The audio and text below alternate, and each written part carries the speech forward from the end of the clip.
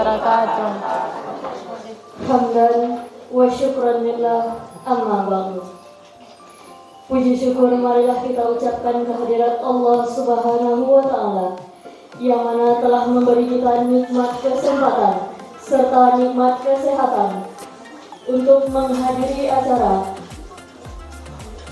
Lokakarya pada hari Kamis tanggal 15 Agustus 2024. Iya. Sekaligus diseminasi aksi nyata budaya positif oleh calon guru penggerak angkatan 11.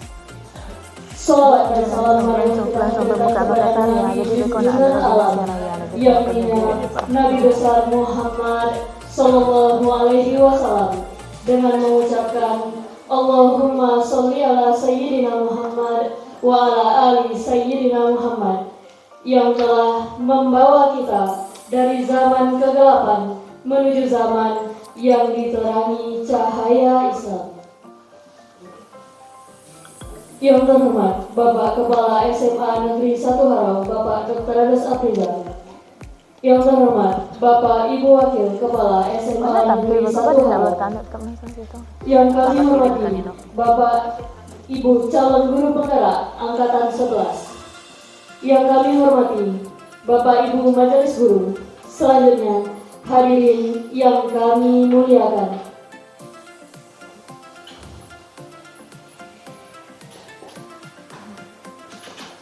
Baiklah, marilah kita buka acara kita dengan mengucapkan basmalah. Bismillahirrahmanirrahim. Acara pertama, pembacaan Wahyu Ilahi oleh Ibu Dr. Anda Mulyati. Kepada Ibu, disilakan.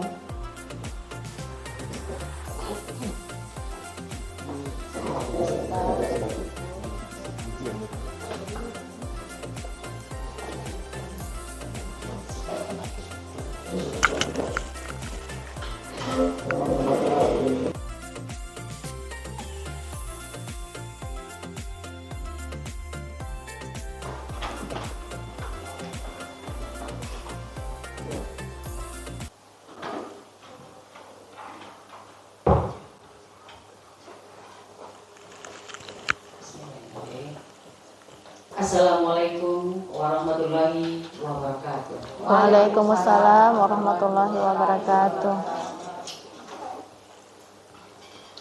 A'udzu billahi minasy syaithanir rajim.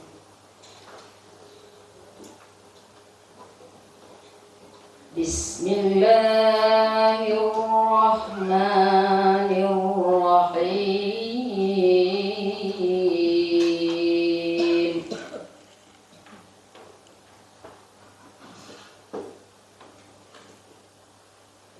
Wa man yaqnut minkunna lillahi wa rasulih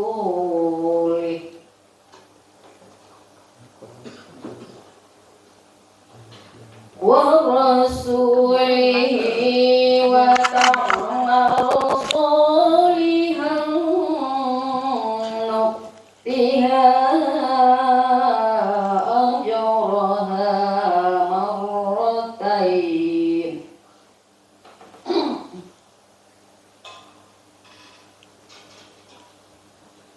wa a'tadna laha rizqan karima.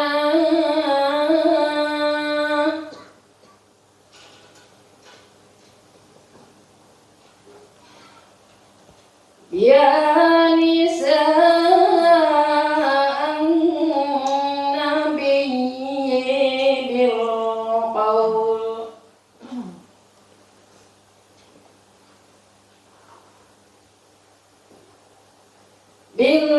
qawli fayatma'a alladhi fi qalbihi maradun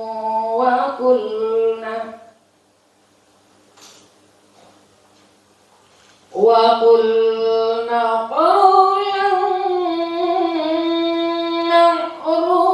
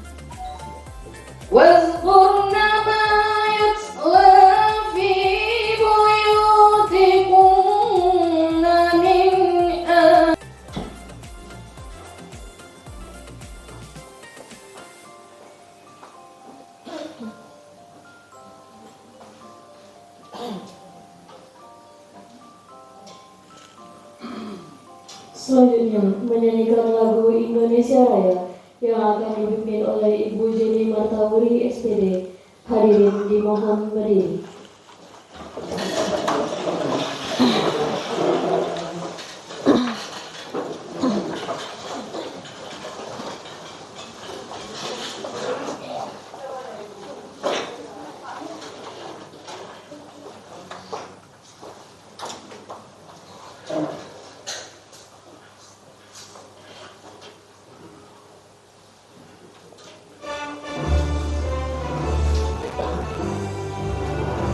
Indonesia tanah airku, tanah tumpah darahku.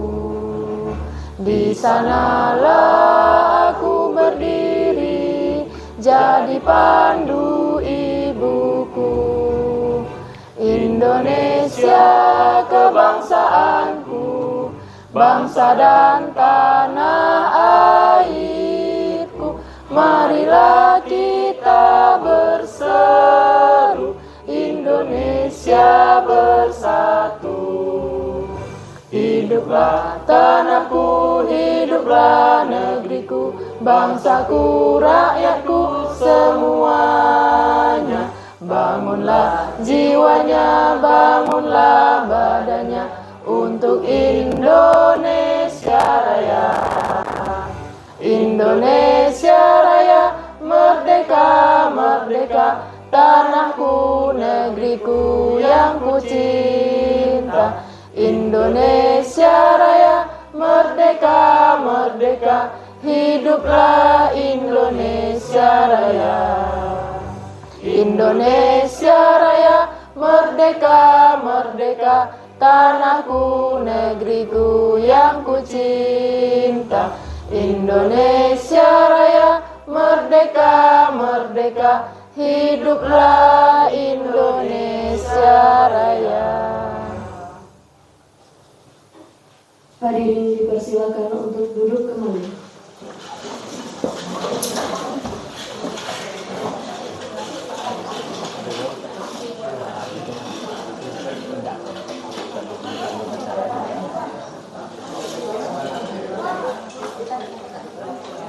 Selanjutnya pembacaan doa yang akan dipimpin oleh Bapak Defendi SPDI MPD.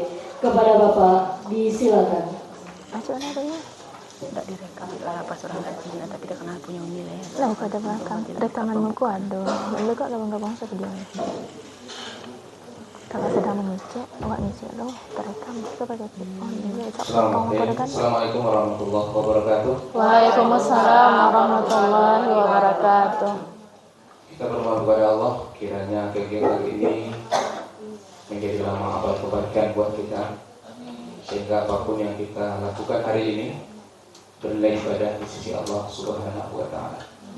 A'udzubillahi minasyaitonir rajim. Bismillahirrahmanirrahim. Alhamdulillahirabbil alamin wal 'aqibatu lil muttaqin. Wassalatu wassalamu ala asrafil anbiya'i wal mursalin wa ala alihi wa sahbihi rasulillahi ajma'in. Allahumma ighfir lana dzunubana wa liwalidina warhamhum kama rabbawna shighara wa li jami'il muslimina wal muslimat wal mu'minina wal mu'minat al ahya'i minhum wal amwat. Ya Allah ya Rabb, ampunilah dosa-dosa kami, dosa kedua orang tua kami, dosa para pemimpin kami, serta dosa bangsa kami. Allahumma arinal haqqa haqqan warzuqna ittiba'ah wa arina batila batila warzuqna ijtinabah. Ya Allah, perlihatkan kepada kami ya Allah yang benar itu mau benar adanya, dan berikan kemampuan kami untuk melakukannya. Perlihatkan kepada kami ya Allah yang salah itu memang salah adanya, dan berikan kesungguhan kami untuk meninggalkannya. Rabbi zidni ilma warzuqni fahma. Ya Allah, tambahlah ilmu kami dan berikan kami pemahaman.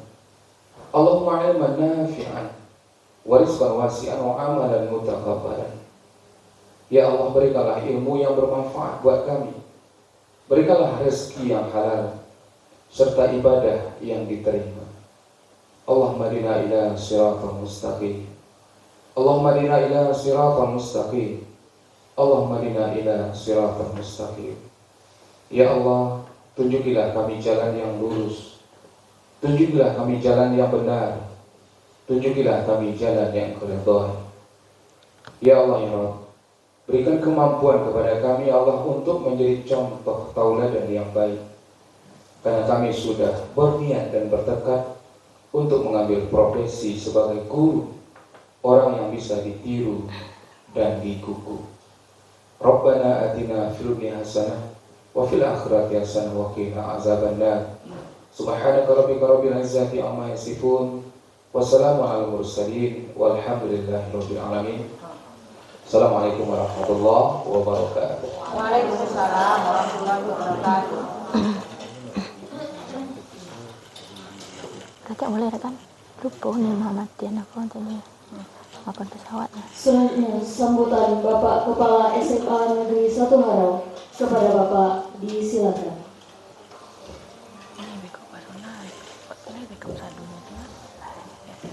Nah, aku pindahin teleponnya kau nah.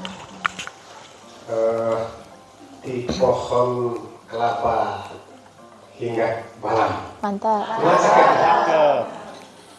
Balam turun mencari makan. Cakap. Izinkan saya menyampaikan salam walaupun tidak berjabatan. Bukan. Alhamdulillahirrahmanirrahim. Wassalatu wassalamu ala asyrafil anbiya'i wal mursalin wa ala alihi wa ashabihi ajmain. Amma ba'du. Yang saya hormati dan saya berikan Bapak Ibu Wakil Kepala Sekolah, Bapak Ibu Tim Komram, ya, dan hadir yang tampil tadi adalah C kelapa hingga balam. Balam turun mencari makan. Izinkan saya menyampaikan salam walaupun tidak berjabatan. Tangan. Alhamdulillahirrahmanirrahim. Wassalatu pengawas ya, menjadi struktural itu ikonnya Kemendikbudristek kita Pak Mas Nadiem Makarim. Ini walaupun kita PNS, non PNS, P3K diusahakan menjadi CGP. Alhamdulillah SMA dari satu hal terdepannya termasuk CGP. Tangan bagi semuanya. Pada kesempatan aksi nyata untuk buat kebaikannya itu yang lakukan kesadaran. Jadi yang dibahas dalam Kombel ini yang pertama itu tentang budaya positif. Itu adalah kesepakatan kelas, kesepakatan sekolah, kesepakatan semuanya gitu. Jadi dengan kesepakatan, tentu kesepakatan itu menuju positif, ya. Karena kesepakatan itu yang negatif itu adalah tampok gitu ya, positif. Kalau dia suara. Acara selanjutnya pemaparan materi oleh ibu-ibu calon guru penggerak angkatan 11. Kepada Ibu kami persilakan. Cek dulu Pak. Warahmatullahi wabarakatuh. Gimana ibu-ibu dan bapak-bapak masih semangat? Oke. Nah untuk mengawali penyampaian materi dari saya awali dengan pantun. Kamis pagi beli sarapan. Sarapan dibeli bersama Ibu Lili. Assalamualaikum saya ucapkan kepada hadirin yang ada di ruangan ini. Assalamualaikum warahmatullahi wabarakatuh. Nak dua pantuang sairing pergi ke Kupang mencari durian. Pulangnya ketika sore hari. Terima kasih atas kesempatan pada hari ini untuk menyampaikan materi tentang kebutuhan dasar manusia. Oke, aplaus untuk kita semua pagi ini. Baik, terima kasih Bapak Ibu atas waktunya untuk membersamai kegiatan kita pada hari ini. Di sini merupakan rangkaian kegiatan kami dalam CGP, salah satunya untuk di modul 1.4 ini adalah diseminasi dalam menyampaikan dalam bentuk aksi nyata dalam menyampaikan budaya positif. Nah, baik, alangkah baiknya kalau kita uji konsentrasi dulu. Saya kayak tipe kurang konsentrasi deh. Nah, oke. Nah, cluenya bumi itu bulat ya Pak? Oke. Jika bumi itu bulat, maka 88 itu berapa Pak?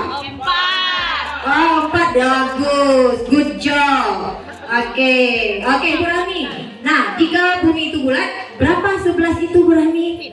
Ah iya, berarti semuanya sudah konsentrasi, alhamdulillah. Nah, baik Bapak Ibu, untuk materi budaya positif ini ada beberapa bagian.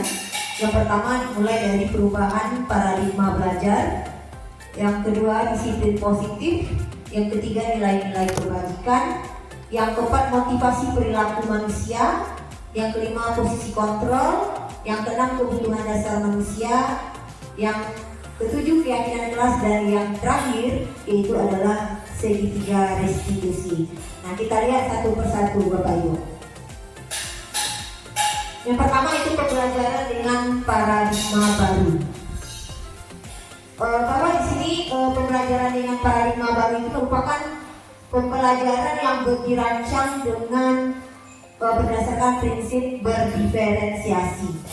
Nah, kita selama kurikulum Merdeka ini sering mendengar istilah berdiferensiasi, bahwa kita melakukan pembelajaran dengan mengakomodir dari perbedaan karakteristik dari peserta didik kita.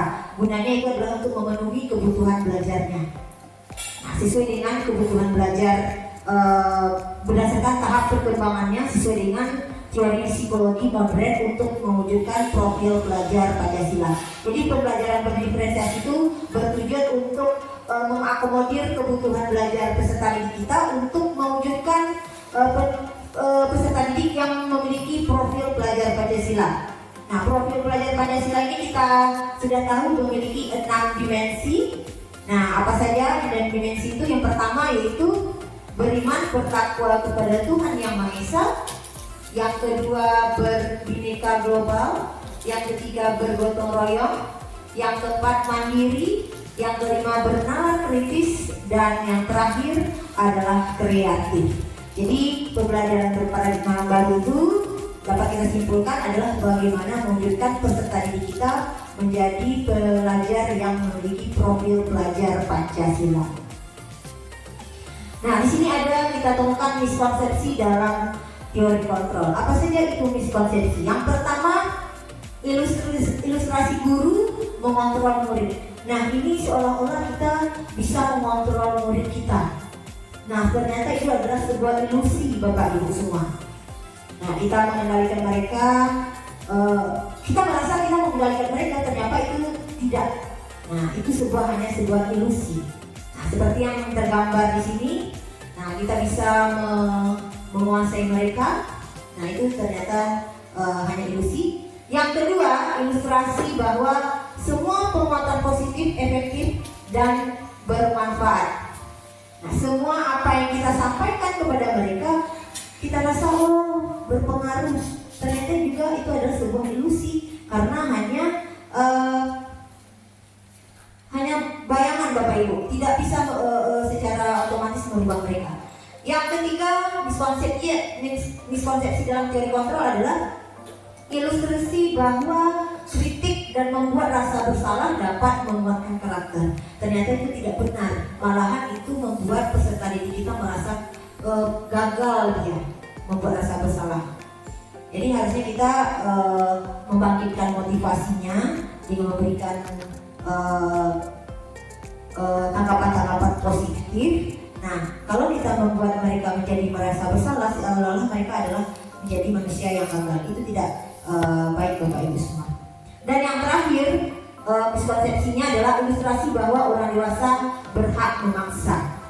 Nah, seolah-olah karena kita orang dewasa, kita seorang guru, jadi kita bisa memaksa. Itu adalah sebuah ilusi. Itu adalah sebuah miskonsepsi yang sebenarnya tidak bisa kita lakukan. Nah, bagaimana mengubah paradigma stimulus respon ke pendekatan teori kontrol? Di sini ada stimulus respon, dan sini ada teori kontrol. Nah, kalau menurut teori stimulus respon, bahwa realitanya kebutuhan kita sama. Nah, ternyata menurut teori kontrol, kebutuhan manusia itu berbeda-beda. Nah, begitu juga dengan peserta didik kita dalam proses pembelajaran. Nah, kita harus mengetahui karakteristik mereka masing-masing. Yang tadi kita kenal berdiferensiasi itu harus kita lakukan. Yang kedua, menurut stimulus respon, semua orang melihat hal yang sama. Ternyata menurut teori kontrol, setiap orang memiliki gambaran yang berbeda. Nah, berikutnya kita mencoba mengubah orang agar berpandangan sama dengan kita. Ternyata itu juga tidak bisa. Kalau menurut teori kontrol, kita berusaha memahami pandangan orang lain tentang dunia. Perilaku buruk dilihat sebagai suatu kesalahan kalau menurut stimulus respon. Tapi kalau menurut teori kontrol, bahwa semua perilaku itu dia memiliki tujuan. Nah, kita setiap masuk ke kelas pasti kita menemukan berbagai tingkah laku peserta didik kita. Nah, ternyata mereka melakukan itu adalah tujuannya Bapak Ibu. Nah, kita akan sampai di sana apa motivasi mereka melakukan tindakan tersebut. Yang berikutnya, stimulus respon, orang lain bisa mengontrol saya. Ternyata kalau menurut teori kontrol, hanya Anda yang bisa mengontrol diri Anda. Nah, yang bisa mengontrol diri kita itu adalah kita sendiri. Tidak bisa orang lain mengontrol kita, Bapak Ibu. Saya bisa mengontrol orang lain. Dan juga teori kontrol, Anda tidak bisa mengontrol orang lain. Nah, kita juga tidak bisa mengontrol orang lain. Kita tadi tidak bisa dikontrol, dan menurut teori kontrol kita juga tidak bisa mengontrol orang lain. Menurut stimulus respon, memang pada saat rujukan gagal. Kalau menurut teori kontrol, kolaborasi dan konsensus menciptakan pilihan-pilihan baru. Terakhir, kalau menurut stimulus respon, model berpikir menang kalah, terbalik dengan teori kontrol bahwa pola berpikirnya atau model berpikirnya adalah menang, menang, menang. Jadi itu adalah perbedaan dari stimulus respon dan teori kontrol. Nah, kita masuk ke disiplin positif, Bapak Ibu. Mungkin kata-kata disiplin itu tidak lagi baru bagi kita ya. Nah, di sini disiplin berasal dari kata disiplina yang artinya belajar. Nah, disiplin itu artinya belajar. Disiplin mengacu kepada disiplin diri yang memiliki tanggung jawab terhadap apa yang dilakukannya berdasarkan nilai-nilai yang diyakininya. Mungkin selama ini kita mengenal disiplin itu adalah taat aturan dan mematuhi segala sesuatunya. Nah, di sini yang disiplin ini kita bahas itu tentang belajar. Kemudian ada lagi disiplin positif. Nah, disiplin positif itu merupakan suatu cara penerapan disiplin yang bertujuan untuk menumbuhkan kesadaran diri serta memberdayakan anak tanpa imbalan, reward atau hukuman atau ancaman. Nah, jadi di sini poinnya disiplin positif itu bukan untuk adalah untuk menumbuhkan nilai-nilai penghargaan terhadap diri. Bukan tujuan disiplin di sini adalah untuk supaya peserta didik itu untuk mendapatkan ancaman atau hukuman, atau juga sebaliknya mendapatkan imbalan atau reward. Sebagai pendidik, tujuan kita adalah menciptakan peserta didik yang memiliki disiplin diri sehingga mereka berperilaku mengacu kepada nilai-nilai kebajikan universal dan memiliki motivasi intrinsik dalam berperilaku. Jadi intinya dalam disiplin positif ini, Bapak Ibu, adalah bagaimana kita memunculkan nilai-nilai kebaikan itu tertanam kepada peserta didik kita. Nah, sehingga akan muncullah motivasi intrinsik bagi mereka dalam melakukan budaya positif. Nah, itu intinya. Nah, apa saja nilai-nilai kebajikan universal itu? Nah, nilai-nilai kebajikan universal adalah nilai-nilai kebajikan yang disepakati bersama lepas dari suku bangsa, kemudian agama, bahasa, maupun latar belakangnya. Jadi universal itu tanpa memperhatikan suku, ras, agama. Nah, itu disebut dengan universal. Nah, apa nilai kebajikan yang diharapkan dalam kurikulum Merdeka? Nah, seperti nilai-nilai yang terdapat di dalam profil pelajar Pancasila yang kita bahas tadi, ada 6 dimensi. Ya, nah di sini ada terlihat di depan. Yang pertama, beriman dan bertakwa kepada Tuhan Yang Maha Esa dan berakhlak mulia, berkebinekaan global, mandiri, bergotong royong, bernalar kritis, dan kreatif. Nah, ini supaya nilai-nilai ini tertanam pada peserta didik kita sehingga muncullah motivasi intrinsiknya sehingga penerapan dalam disiplin positif di sekolah bisa kita lakukan. Nah, Bapak Ibu, semua yang kita lakukan itu karena ada tujuannya kan Bapak Ibu? Nah, ada tujuannya. Nah, jadi kalau di ilmu saya, di ekonomi ya Bu Deva, kita ada punya kebutuhan dan keinginan. Nah, kebutuhan itu wants dan keinginan itu need ya Bu Eva. Nah, ketika kebutuhan itu tidak kita penuhi, dia akan mempengaruhi kelangsungan kehidupan kita, akan mengganggu proses begitu. Tapi kalau keinginan itu bisa ditunda dia. Nah, kebutuhan dasar manusia itu adalah tindakan manusia memiliki tujuan tertentu. Semua yang kita lakukan adalah usaha terbaik kita untuk mendapatkan apa yang kita inginkan. Ketika kita mendapatkan apa yang kita inginkan, sebetulnya saat itu kita sedang memenuhi suatu atau lebih dari satu kebutuhan dasar kita. Nah, ini di depan Bapak Ibu sudah ada berapa itu Bapak Ibu? 4 atau 5? 5. Menurut Dr. William Glasser, yaitu bacanya Glasser, bahwa kebutuhan dasar manusia itu ada 5. Yang pertama mulai dari kebutuhan survival, ya. Yang kedua kebutuhan belonging, yang ketiga power, yang keempat freedom, yang kelima fun. Nah, kita lihat satu-satu. Nah, untuk kelima dasar kebutuhan manusia itu untuk bertahan hidup, survival tadi. Survival, bertahan hidup. Itu adalah kebutuhan secara fisiologis. Untuk bertahan hidup misalnya kita seperti apa? Harus yang apa kita lakukan? Makan, iya. Apalagi Bu Rani? Minum, ya Bu Kemala. Nah, artinya dia bersifat fisiologis dan untuk memenuhinya itu bersifat biologis ya. Nah, yang kedua kebutuhan akan kasih sayang dan rasa diterima, self belonging. Nah, bagaimana kita kebutuhan kita untuk kasih sayang diperhatikan oleh orang dekat-dekat kita, diperlukan perhatian dari keluarga kita. Nah, itu adalah kebutuhan dasar manusia di dalam belonging, ya, rasa kasih sayang. Yang ketiga kebutuhan pengakuan atas kemampuan, power.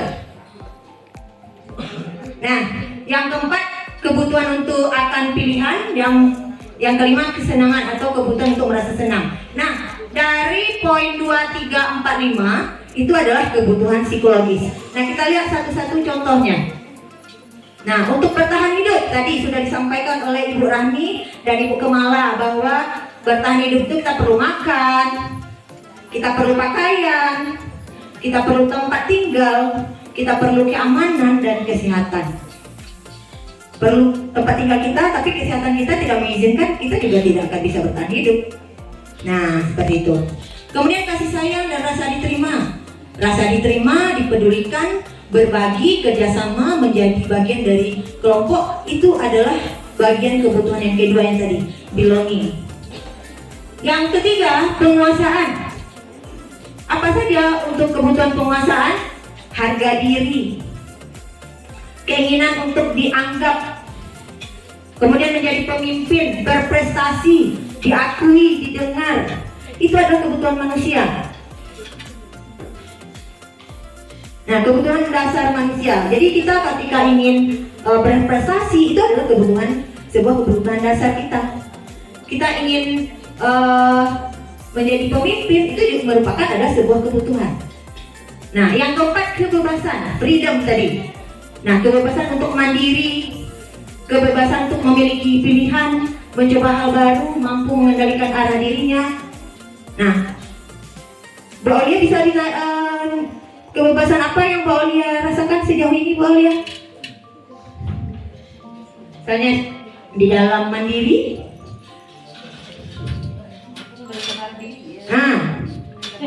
Oke.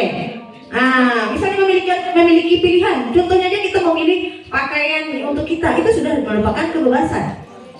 Ya, memilih mau shopping, nah itu adalah sebuah kebebasan. Nah, kemudian kesenangan.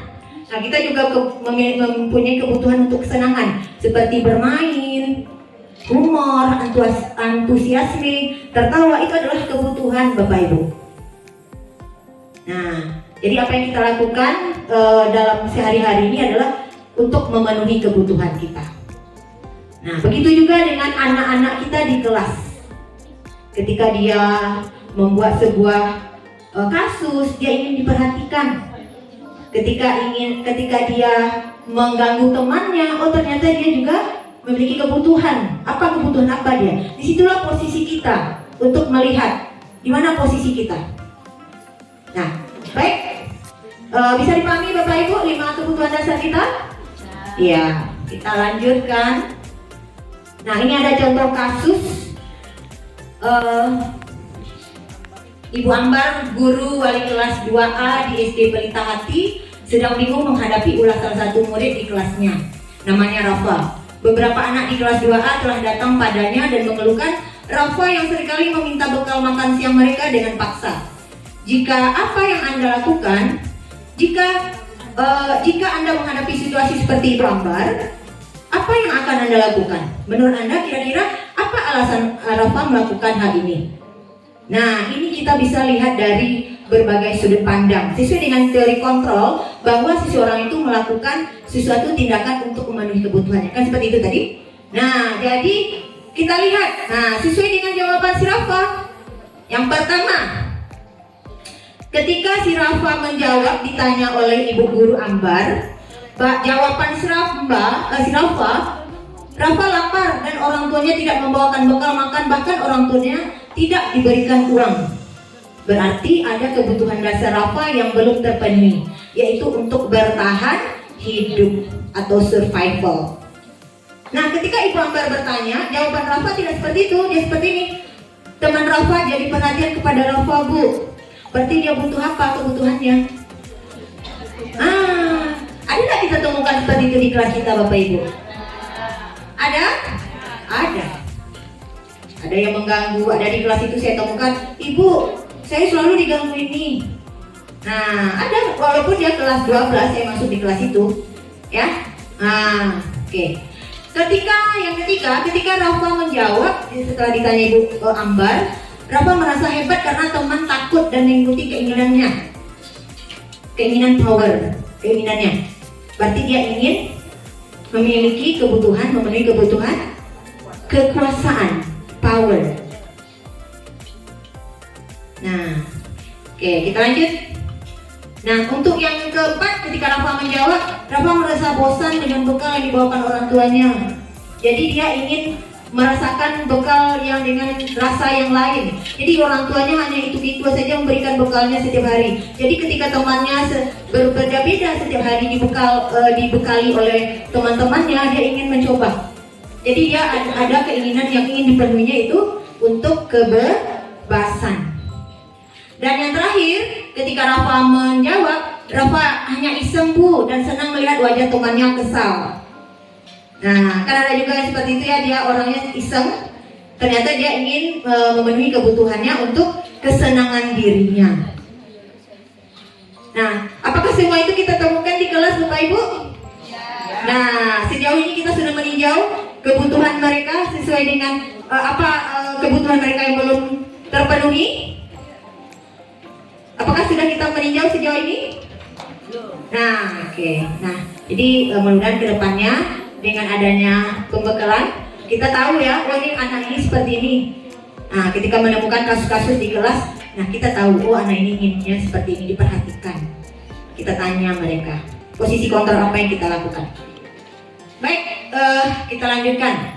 Nah, di sini ada teori motivasi. Nah, ini tidak jauh-jauh tadi dari yang kita bahas tentang si Rafa, bahwa motivasinya melakukan itu untuk apa. Nah, motivasi perilaku manusia itu bisa kita maknai sebagai alasan yang kuat untuk melakukan sesuatu tindakan. Motivasi ini bisa kita dapatkan di mana saja, baik dari orang terdekat, para motivator, dan lain sebagainya. Namun, yang dapat membuat diri kita memutuskan untuk melakukan sesuatu tindakan tentunya hanya diri kita sendiri, bukan orang lain. Kemudian, mari kita tanyakan ke diri kita, bagaimana kita berperilaku, mengapa kita melakukan segala sesuatu. Apakah kita melakukan sesuatu karena adanya dorongan dari lingkungan atau dari dorongan orang lain? Terkadang kita melakukan sesuatu karena kita menghindari rasa sakit atau ketidaknyamanan. Terkadang kita juga melakukan sesuatu untuk mendapatkan apa yang kita mau. Jadi sebenarnya itu juga suatu refleksi bagi diri kita, terutama bagi saya. Jadi kita melakukan sesuatu itu berdasarkan apa kemauan kita, atau kita hanya mencari kenyaman pada posisi nyaman, tidak diberikan hukuman dan sebagainya. Jadi itu adalah sebuah motivasi. Jadi motivasi itu ada dua, Bapak Ibu, ada berasal dari dalam diri kita sendiri dan ada yang berasal dari luar diri kita. Seperti ini, teori motivasi itu ada namanya motivasi ekstrinsik, yang itu yang lebih besarnya dari dorongan pihak luar. Nah, untuk tujuannya apa? Dia melakukan juga sesuatu, tetapi tujuannya adalah untuk menghindari ketidaknyamanan atau hukuman apa yang akan terjadi apabila saya tidak melakukannya. Nah, seperti siswa kita, dia terlambat datang sekolah.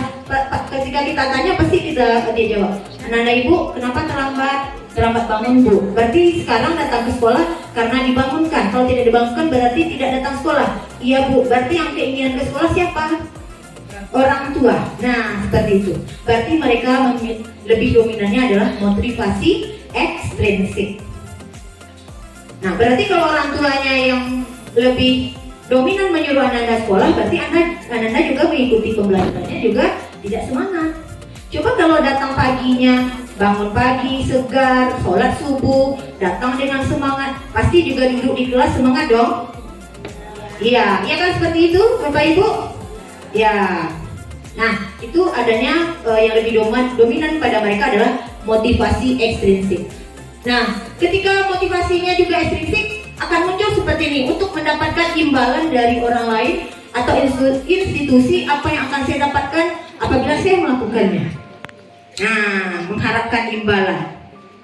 Oh, mungkin saya nanti kalau datang ke sekolah, uang jajan saya keluar, ya orang tua tetap keluar.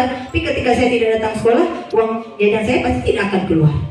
Berarti juga masih memiliki motivasi ekstrinsik. Nah, terakhir, motivasi intrinsik. Untuk menghargai diri sendiri, saya akan menjadi orang yang seperti apa bila saya melakukannya. Kita harapkan Bapak Ibu yang muncul, yang dominan kepada peserta didik kita dan juga kita adalah motivasi intrinsik. Inilah tujuan dari disiplin positif itu.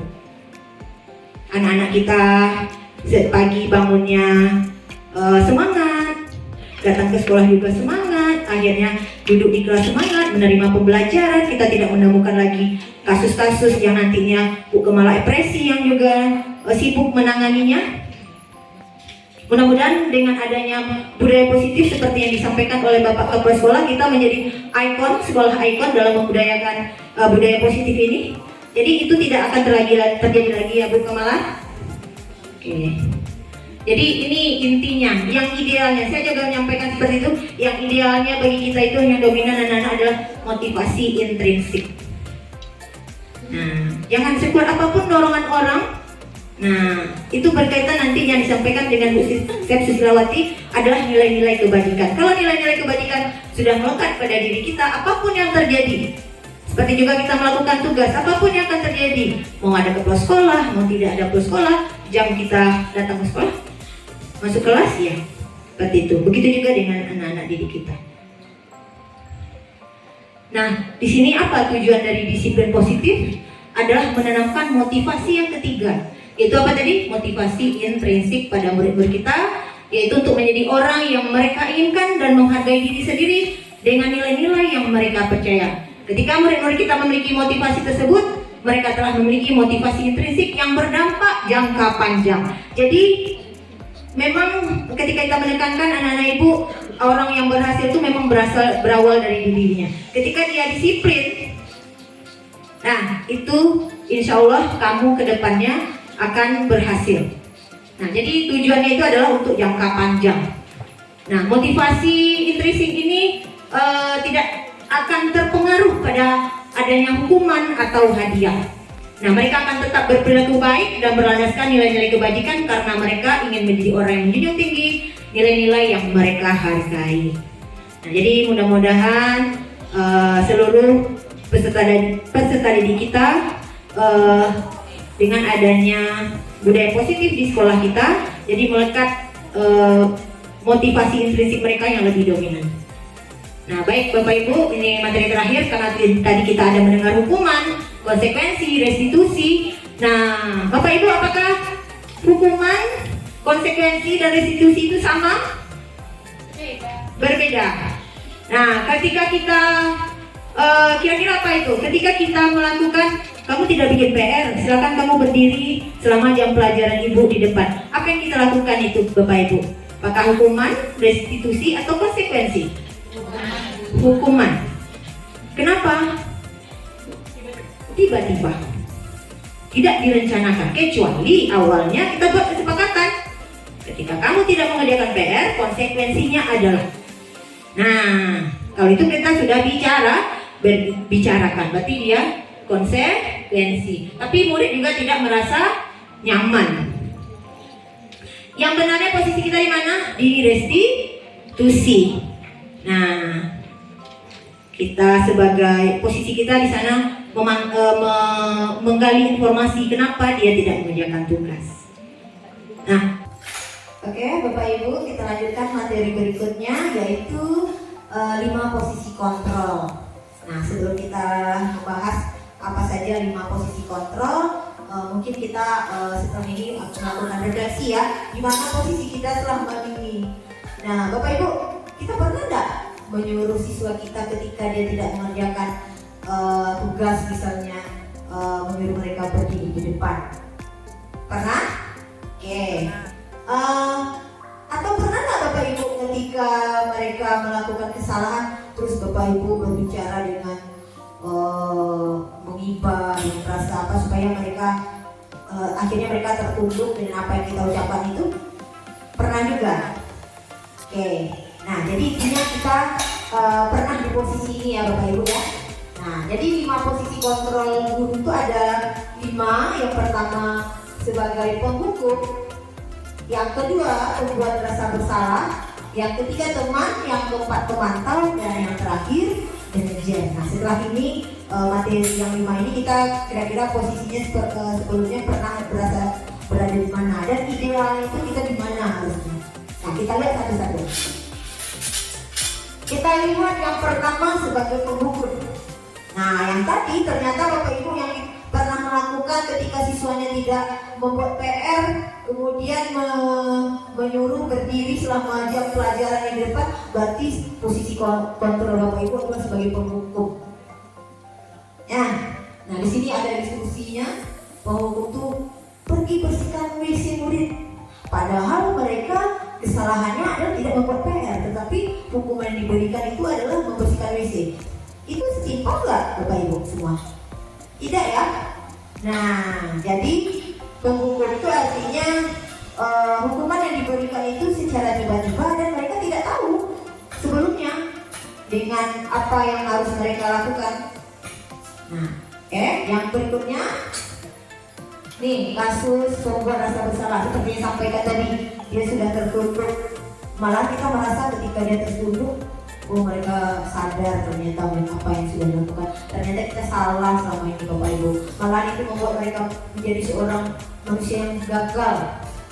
Itu sangat, malah sebagai pembuat rasa bersalah ini adalah kesalahan kita yang sangat-sangat fatal sekali. Karena mereka merasa diri mereka itu terlalu gagal lah sebagai anak gitu. Nah, jadi kita biasanya menggunakan kata-kata seperti ini. Berapa kali Bapak Ibu menasihati kamu agar tidak terlambat lagi? Kenapa masih juga terlambat? Apa tidak kasihan sama bapak atau ibu kalau di hari dia ingin ke sekolah? Atau tidak kasihan dengan bapak ibumu di rumah yang sebelum kamu sekolah melepasmu dengan memberikan semangat. Ternyata kamu di sekolah, sebelum datang ke sekolah ternyata singgah dulu di mana, akhirnya datang terlambat. Nah, itu adalah hal yang tidak bagus kita lakukan selama ini. Yang ketiga kasusnya itu ketika murid datang terlambat, posisi kita adalah sebagai teman. Nah, posisi teman ini seperti ini, ayo dong ikuti aturan sekolah, jangan terlambat lagi, tolong bantu bapak atau ibu ya. Ya sudah, kali ini tidak apa-apa, dan kali jangan ulang lagi. Nah, ketika kita menjadi seorang teman, mereka merasa mereka diperhatikan, merasa seide dengan kita. Nah, ketika kita lepas, nah mereka akan kembali lagi seperti sedia kala. Jadi posisi kontrol sebagai teman juga tidak bagus seperti itu. Yang keempat, pemantau. Nah, kalau pemantau ini lebih berdasarkan berpedoman kepada aturan-aturan. Nah, kan sudah ibu katakan bahwa aturan sekolah ini kita seperti ini. Nah, apa yang sudah kamu lakukan? Nah, peraturan sekolah kita adalah datang jam segini, jam segini, pakai seperti ini. Nah, ternyata kamu melakukan seperti ini. Nah, sudah berapa kali ibu mengecek kamu? Sudah berapa kali kamu terlambat selama 1 minggu ini? Nah, ini posisinya sebagai pemantau. Nah, setelah beberapa kali bapak ibu perhatikan, ternyata kamu terlambat lagi.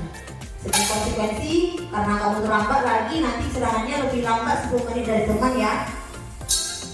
Nah, karena dia terlambat, jadi istirahatnya juga disita selama 10 menit. Nah, itu juga tidak bagus bapak ibu. Nah, terakhir, ini adalah posisinya sebagai manajer. Nah, ini yang posisi yang idealnya bapak ibu kita sebagai guru. Manajer, apakah kamu tahu kesalahanmu? Nah, jadi ketika kita menemukan peserta didik kita melakukan sebuah kesalahan, nah kita seperti ini. Apakah kamu tahu kesalahanmu? Apakah data terlambat itu sudah sesuai dengan keyakinan sekolah kita? Sudah sesuai dengan keyakinan kelas kita?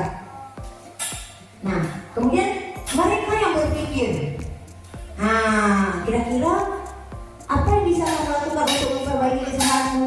Bukan kita yang menentukan.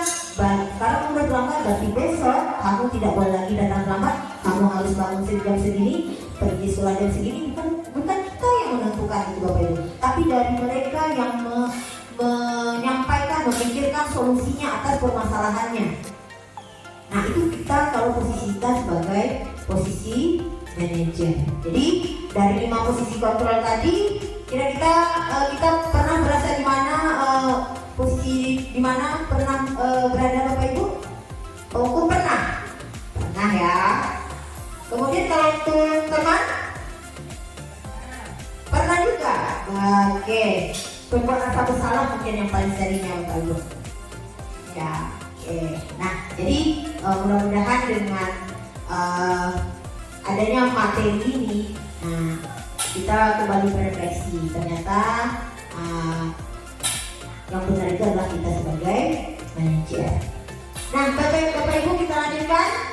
Nah, ini materi yang berikutnya tentang keyakinan kelas.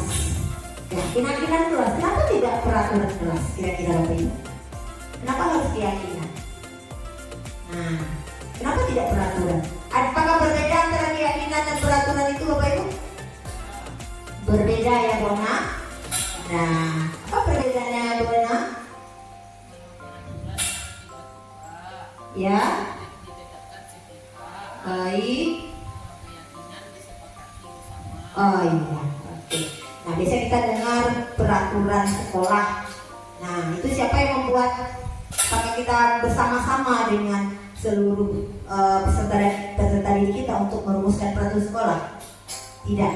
Nah, itu perbedaannya antara peraturan dengan keyakinan. Kalau keyakinan, semuanya kita ikut terlibat dalam membentuk dan memutuskannya.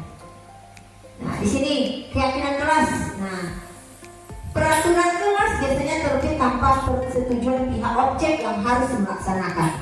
Misalnya peraturan sekolah tanpa menghadirkan peserta didik kita apa yang harus mereka laksanakan. Nah, sedangkan keyakinan kelas adalah persetujuan yang dibuat bersama antara guru dan murid selanjutnya bersama. Nah, ini biasanya kita lakukan di awal pembelajaran. Biasanya kita pertama kali masuk kelas untuk baik bangsa pelajaran maupun sebagai guru wali kelas. Nah, biasanya kita itu bersama-sama dengan seluruh anggota kelas kita merumuskan apa-apa saja keyakinan kelas kita. Tujuannya adalah bagaimana kedepannya proses pembelajaran kita menjadi aman, lancar. Nah, itu tujuannya. Nah, pembentukan keyakinan kelas itu yang pertama dia bersifat abstrak. Yang kedua berupa pernyataan universal. Yang ketiga dibuat dalam pernyataan positif. Nah, jadi tidak ada dilarang datang terlambat, bukan seperti itu bukan bentuk keyakinan kelas, tapi datang tepat waktu. Atau dilarang membuang sampah pada tempatnya. Nah, itu bukan kalimat dari keyakinan kelas, tapi buanglah sampah pada tempatnya. Kemudian sedikit aja dengan agar mudah diingat. Jadi keyakinan kelas itu tidak 1, 2, 3, 4 sampai 10. Tidak perlu Bapak Ibu. Cukup 4 atau 5 saja udah. Nah, jadi keterlaksanaannya yang penting, bukan jumlahnya. Kualitasnya yang penting, bukan kuantitas. Kemudian sesuai dengan kondisi sekolah dan kelas agar mudah diterapkan. Nah, ini ada kemarin ada elaborasi pemahaman, ada sekarang dijual di e-commerce itu tentang keyakinan kelas yang sudah siap jadi bagus dirancang. Nah, tinggal dibeli aja di Shopee. Itu jadi cocok Bapak Ibu, karena tidak sesuai dengan kondisi kelas kita, kondisi sekolah kita. Jadi yang tahu kondisi sekolah kita, kelas kita, ya kita sendiri. Nah, ya. Jadi kemudian melibatkan semua warga sekolah atau kelas dalam membuat keyakinan. Tadi seperti yang disampaikan di awal, bahwa untuk menciptakan keyakinan kelas, menjadikannya, merumuskannya, menjadikannya keyakinan kelas itu perlu bersama-sama dari oleh seluruh peserta didik dalam kelas bersama guru. Nah, kemudian ini terakhir materi kita segitiga restitusi. Nah, tadi juga sudah ada menyinggung restitusi ya, ketika di materi ada hukuman, ada konsekuensi, dan ada restitusi. Nah, di sini ada segitiga restitusi itu adalah proses menciptakan kondisi bagi peserta didik untuk memperbaiki kesalahan mereka sehingga mereka bisa kembali pada kelompok mereka dengan karakter yang lebih kuat. Ini menurut Gosen 2004 dalam LMS Guru Penggerak modul 134 dalam budaya positif. Nah, segitiga restitusi sesuai dengan namanya segitiga ya Bapak Ibu. Nah, terdiri dari 3. Yang untuk alasnya itu yang pertama adalah menstabilkan identitas.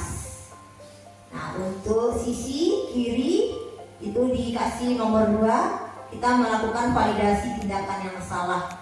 Nah, sisi yang kanan yang terakhir menanyakan keyakinan. Ini adalah proses kita melakukan restitusi kepada peserta didik kita yang melakukan sebuah pelanggaran keyakinan ya. Nah, bagaimana prosesnya? Nah, kita lihat satu-satu. Nah, dalam tahap menstabilkan identitas. Nah, ketika anak itu melakukan kesalahan, bukan seperti ini kalimat. Kenapa kamu melakukan itu? Nah, apakah itu menurut kamu pantas kamu lakukan? Nah, bukan seperti itu. Tapi kita gali dulu seperti ini. Stabilkan dulu identitasnya. Apa contoh kalimat menstabilkan identitas?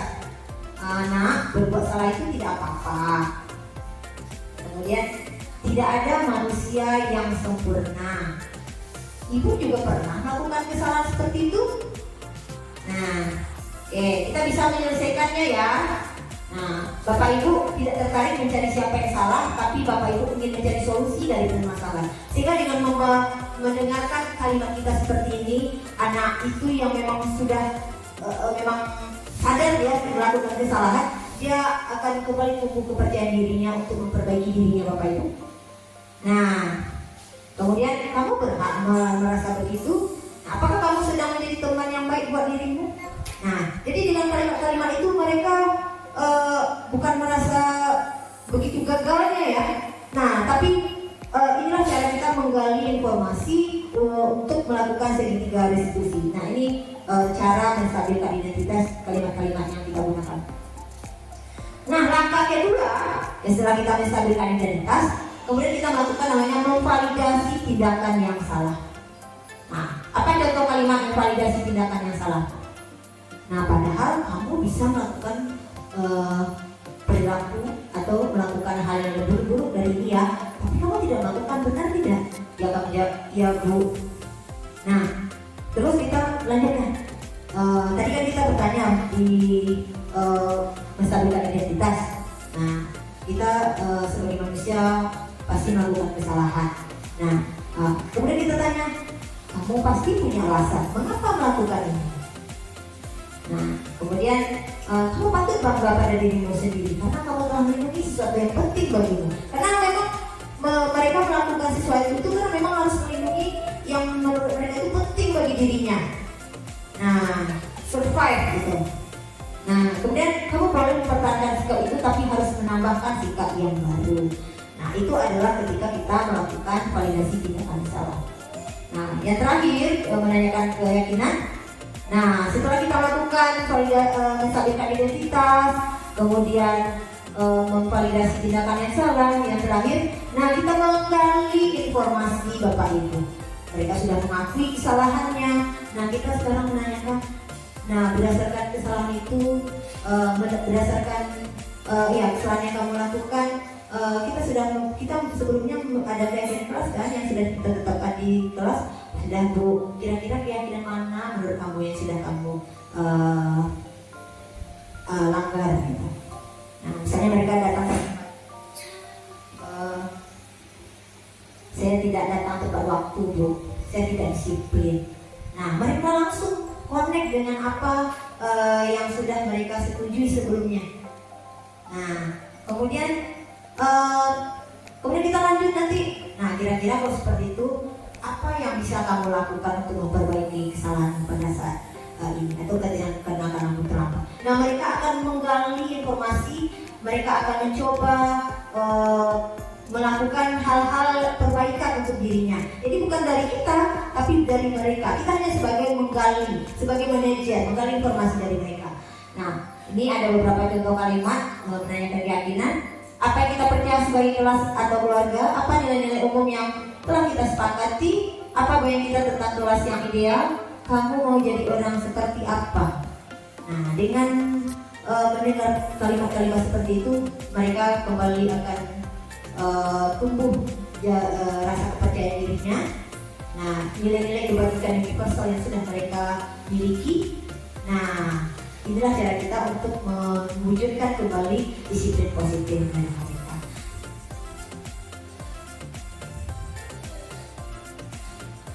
Oke.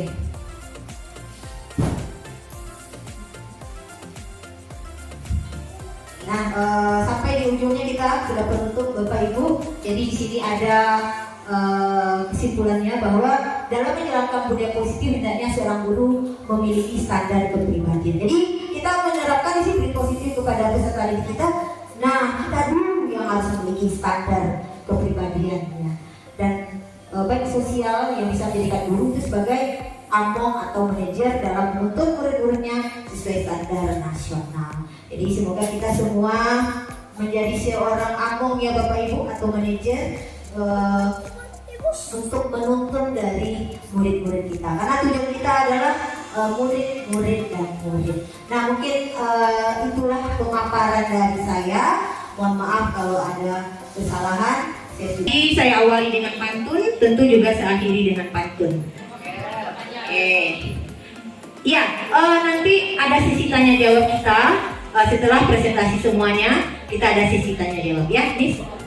Nah, baik,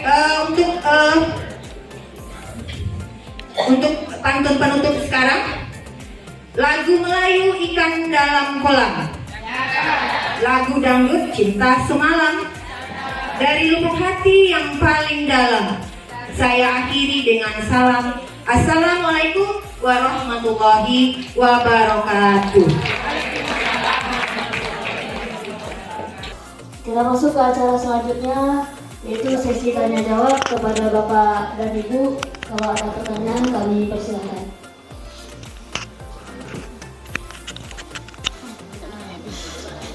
Silakan Ibu Titin.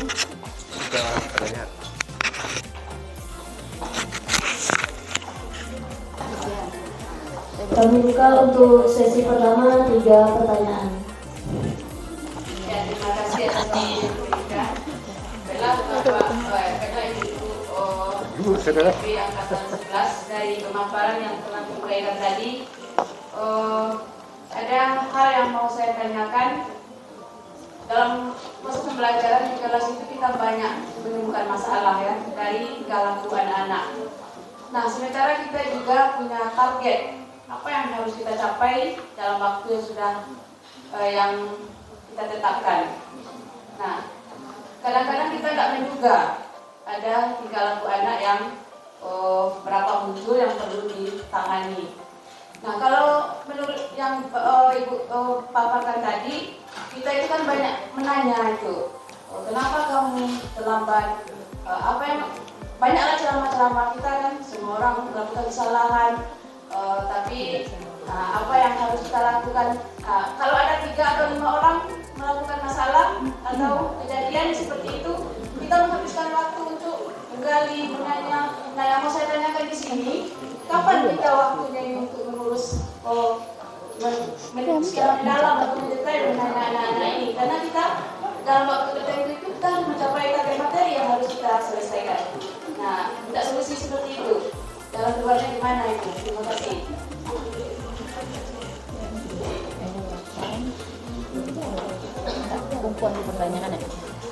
Terima kasih kepada Ibu Titin untuk saya juga ingin bertanya perihal yang ditampilkan oleh Ibu Novi tadi mengenai kasus seperti yang dialami oleh si Rafa.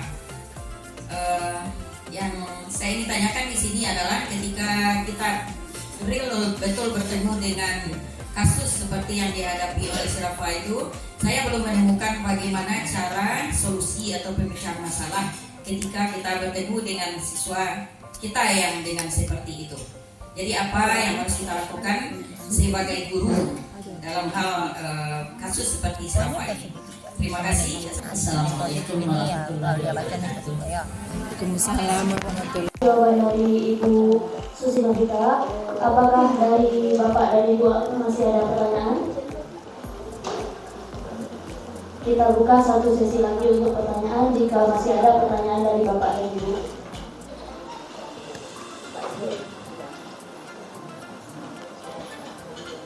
Yang saya rasa sudah cukup. Ada dari Miss apa? Miss Septi apa? Kami persilakan kepada Ibu Miss.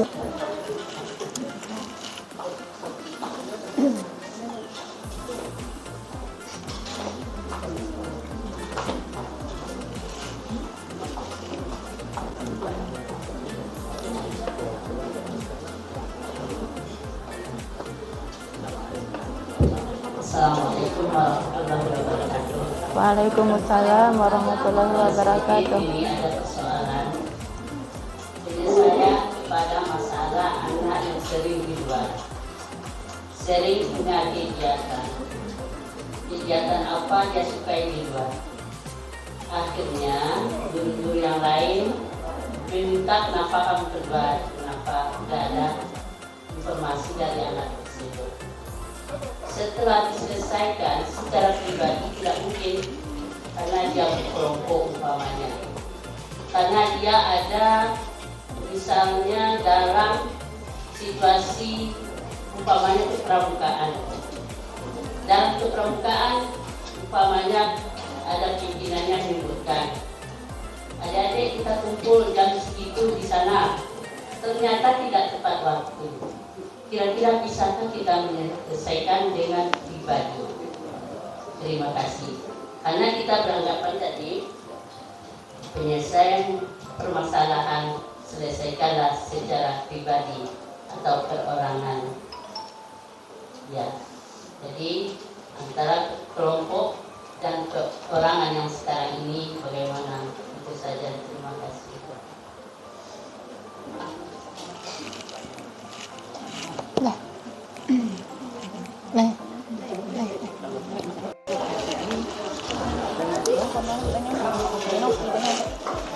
Baiklah, terima kasih kepada waktu yang diberikan. Mungkin di sini yang perlu ditanyakan, mungkin karena sering di gerbang, jadi anak ini yang bermasalah terlambat. Jadi yang terlambat itu saja. Sudah diberi nasihat dengan baik-baik, dibawa dengan, maksudnya dengan, ya pokoknya dengan baik-baik, tapi mereka berjanji tidak, tapi setelah itu diulang lagi. Sudah 5 minggu sekolah, jadi anak itu saja. Jadi bagaimana cara solusi yang terbaik menurut ibu-ibu di depan ini supaya bisa kita terapkan?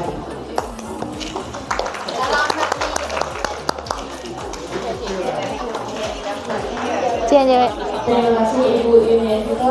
Pertanyaan dari Ibu kita akan dijawab oleh Ibu. Baik, terima kasih atas paparan Ibu Lili yang luar biasa. Dan itu memang permasalahan kita sehari-hari yang kita hadapi ya Bu kita. Nah, seperti yang disampaikan Bu Lili, apakah selama ini kita melakukan segitiga restitusi terhadap anak yang bermasalah itu Ibu kita? Apakah sudah sampai di sana? Dah, baik.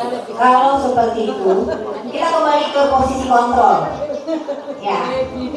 Nah, ya, posisi kontrol tadi yang terakhir kita sebagai manajer, kita sudah berusaha menjadi manajer. Nah, kita perlu menjadi pemantau. Setelah kita jadi melakukan segitiga restitusi, kita berikan waktu kepada siswa kita itu dan kita sampaikan. Nah, kita sudah melakukan dan Ibu pegang apa yang sudah kita lakukan saat ini, nah, apa yang kamu tawarkan solusinya dari kamu.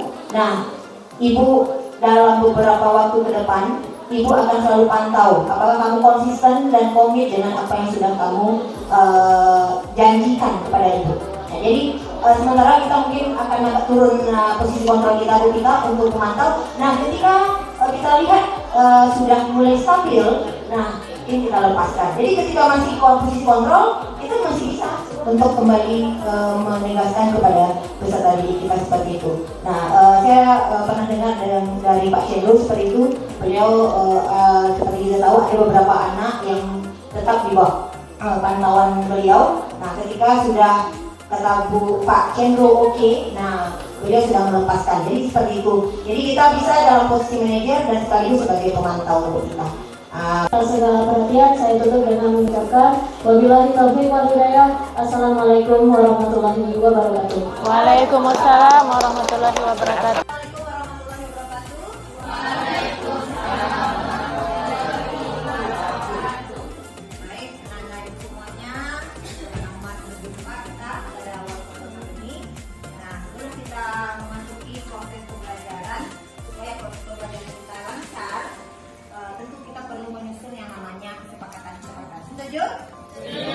Tujuannya apa? Untuk proses pembelajaran kita supaya lancar, aman, tertib. Itu tujuannya ya. Nah, sekarang jadi kesepakatan itu berawal dari kamu yang akan menjalankan. Nah, kamu yang menyampaikan. Setuju? Silakan nanti Ibu kasih kertas satu aja per meja, kemudian tuliskan usulannya, tempel ke depan.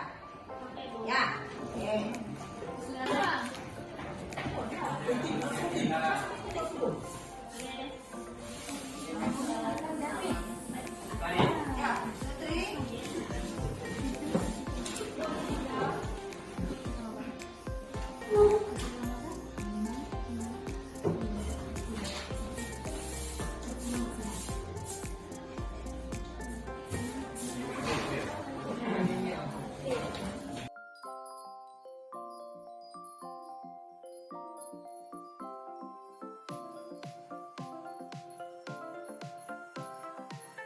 Baiklah, ini adalah hasil dari kesepakatan kelas kita pada hari ini.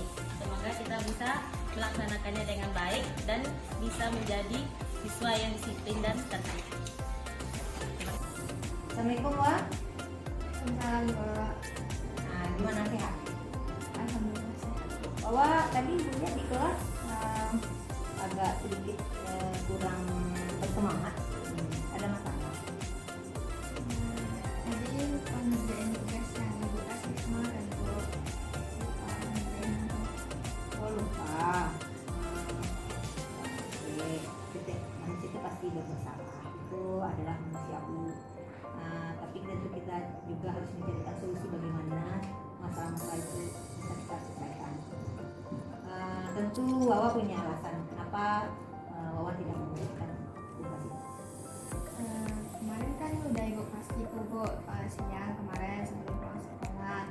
Nah, tahu-taunya malam tuh nggak lihat daftar lagi Bu, ternyata ada mata pelajaran ekonomi besoknya, makanya lupa Bu. Pagi-pagi baru lihat daftar, ternyata ada ekonomi hari ini. Jadinya lupa bikinnya Bu. Jadi jadwal pelajaran itu tidak dibuatkan bagus-bagus, tadi tempel di Enggak sih Bu, gimana dicatat? lihat di HP aja Bu. Wah, kita punya keyakinan keras kan di kelas kita punya keyakinan kan? Iya Bu. Nah, kira-kira keyakinan bagaimana ya Wawa pada hari ini? Teman kelas yang tidak ngerjain tugas tepat waktu Bu. Berarti keyakinan kelas mengerjakan tugas tepat waktu ya. Baik. Jadi kira-kira apa yang dapat Wawa lakukan untuk dapat mengerjakan tugas tepat waktu terutama di pelajaran itu? Terutamanya tadi ibu pasti bakal ngulang lagi bikin daftar pelajaran dan bagus-bagus terus ditempel. Terus walaupun makanan tidak di hari besoknya harus bikin tugas juga malam itu harus bikin tugas. Oke, bagus sekali. Berarti Wawa sudah punya tekad untuk mengerjakan tugas tepat waktu ya. Pokoknya Wawa sekarang yang pertama Wawa lakukan adalah titik pulang sekolah Wawa mengecek apa besok mata pelajaran dan apa kira-kira tugas yang akan dilakukan. Mudah-mudahan dengan itu Wawa bisa mengerjakan tugas tepat waktu dan Wawa dalam belajarnya semangat. Nah, ya. Nah sekarang Wawa boleh kembali ke kelas dan belajar dengan guru. Terima kasih. Makasih ya Bu, maaf Iya. ya Bu, lain kali bakal bikin tugas lagi Iya. Bu. Oke, semangat ya. Assalamualaikum Bu. Salam.